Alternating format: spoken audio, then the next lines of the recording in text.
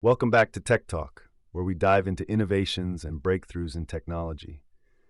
Today we're exploring a fascinating project called Echo, an open hardware music player that's designed to put power back into the hands of its users and creators. So if you're a music lover or tech enthusiast, stick around. Now let's set the stage. You might be wondering, what exactly is Echo? Well, it's an open hardware platform meant for playing music based on free software, specifically built to run a firmware called Rockbox. This firmware is pretty cool because it supports a multitude of audio codecs and includes an extensive feature set. Can you imagine listening to your favorite tracks without being limited by proprietary software? That's the dream, right? Let's talk about the physical design a bit. The current model is called the Echo R1. It measures about 60 by 100 by 15 millimeters. And of course it weighs, well, we don't know yet. But the design focuses not just on technical prowess, but also on usability with a 4-way D-pad and 6 multifunction buttons. This makes navigating through your music library really intuitive. The Echo R1 also has dedicated buttons for volume and power, along with a sliding hold switch. This is such a neat feature. It prevents accidental presses when the player is nestled in your pocket or bag. Speaking of connectors, there are two 3.5mm jacks, one for headphones and another for line-out. This means you can not only listen to music but also utilize it for recording. Imagine capturing a live band performance using just this player. It's honestly quite exciting. And storage? Well, you're in luck.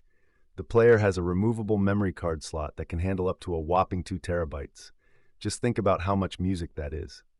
You could carry your whole library around with you wherever you go.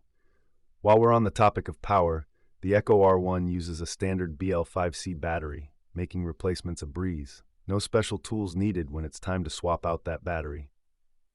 Speaking of tech specs, it features a powerful CPU and audio capabilities that make your listening experience top-notch. The STM32H743 runs at 480 MHz, and there's even an 18-bit display at a resolution of 320 by 240 pixels for a nice visual experience as you browse your music library. Now, like any prototype, the Echo R1 isn't without its quirks. For instance, the backlight can't be turned off, which has been a bit of a sticking point in its development.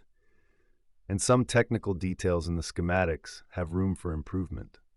But all this is part of the journey in developing an open hardware product. It's a real collaborative effort. I'm curious, what do you think about the idea of owning a music player that you can alter and improve over time? Does having that control make it more appealing? As we wrap up, let's reflect on how the Echo R1 embodies the spirit of open hardware and software. It offers a user-centric approach to music listening, and it's exciting to think about the potential future models. Who knows?